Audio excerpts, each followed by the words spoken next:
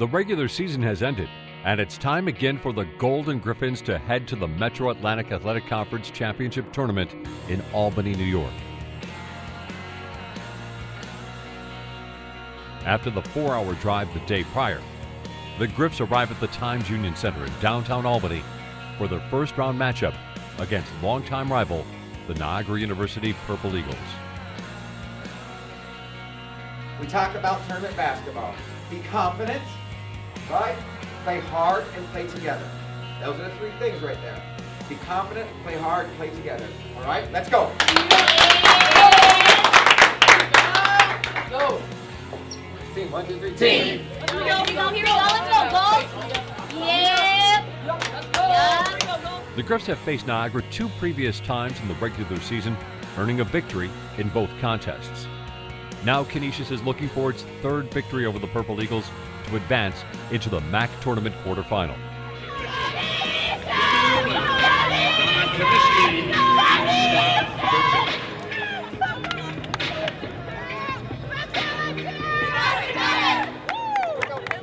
You ready to go? Right? For each other. Play hard, have fun. Do this together. Let's go. Here we go. Team, 1, 2, 3, team. Here we go, Marie. Let's go now. You got this. Let's go.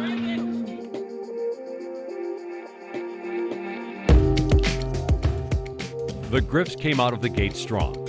Senior Crystal Porter contributed 13 points to the effort, and freshman Maria Welch posted a game-high 20 points.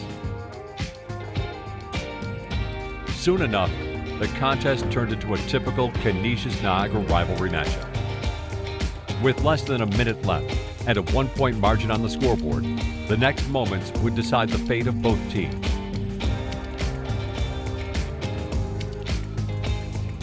The Griffs battled hard, but could not find the result they wanted. The Purple Eagles won by a final score of 65-64, ending the Golden Griffins season. They were both very close games here, and ends up being a really close game, and we get 2 shots to win it. 2 shots that we sort of liked, and they didn't go down. That's part of basketball. I think some of the positives from it, I thought Maria Welch as a freshman performed really well in the conference tournament game. Like she played without fear, and I think that's a big piece for her to grow with. The disappointing thing is that I thought Crystal battled really hard in that game. She really wanted to move on, and as we all did, and so that was a disappointing thing. That you never know what's going to happen. We're going into the season returning essentially 4 starters, 4 players that played a lot of games, and before the season even begins, you lose Emily, and so now you're at 3, and then midway through your season, you're losing Tiana and Jasmine, and now you're at 1. So I thought that was really disappointing. They handled it in a great way. I thought they stayed positive. It's really easy when something like that happens to you to be, woe is me, why has this happened to me, and become sort of a negative distraction to a team. And they didn't do that in any way. From the minute Tiana tore ACL, I think she shed like 3 tears at halftime. And then after the game was over, she said, I have to move on and be a positive part of this program, and what can I do to help us? And I thought she did a great job with that. I think there's a lot of positives I could take away from this year. First I started off with the ankle injury, and that also helped me along with the ACL injury. I think it was actually a good learning point for me, to realize that, it's not just about me. When injuries happen on the team, I still have to find a way to keep the team together, still try to find a way to make them, push themselves and stuff, and I think they did a great job of that. Oh, I definitely thought this year was really good. Definitely one of my favorite years. The team was so close. Everything that we did was together. So this was very fun when we were able to go to Texas. We did a lot of bonding and things together. Just being on this team was very fun.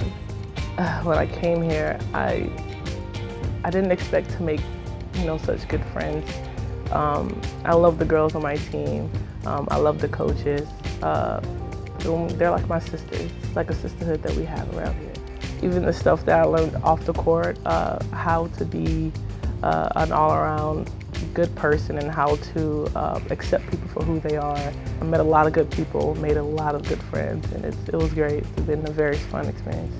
Oh, they've grown in monumental ways on and off the court. I think off the court probably even more so than on the court. You know, they came in from, you know, a bunch of different places, and it's a big transition no matter where you're coming from to go to college. And Crystal coming from far away, and you know, the transitions that they went through and the learning that they went through is just remarkable. Over the last 4 years, obviously, I think I can say this about myself and also the other seniors. You know, I definitely matured a lot, obviously. You know, I can honestly say I'm a better person since I've came here and stuff, and I owe that to, you know, all the teammates I played with and all the coaches that have been here. And, you know, there's obviously a lot of great basketball memories that will stay with me forever. Obviously, my half-court shot, you know, Crystal's last-second shot at Niagara and stuff like that, and, you know, all the young players who have stepped up this season and stuff and made tremendous plays and stuff, like all those memories will just stick with me. Cummings drives, puts it up off the window and scores with 3 seconds to go. Mills coming away from Canisius. Mills in half court, puts it up.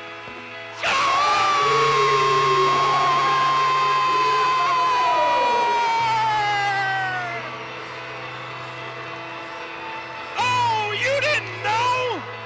You'd better call somebody!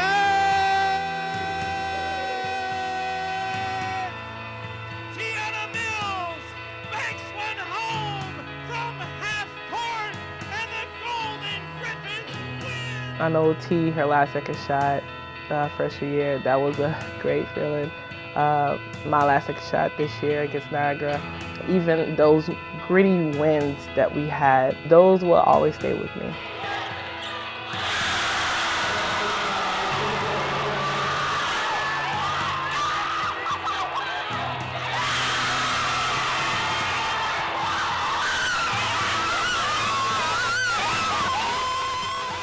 Just being able to travel with the team. Like I always, like everybody loves home games when you have a good crowd, but I always like to travel and play in different areas and things. So I think I was able to get a lot of experiences through playing basketball and being able to go different places. So I'll definitely miss that. You know, I think the underclassmen are great, you know.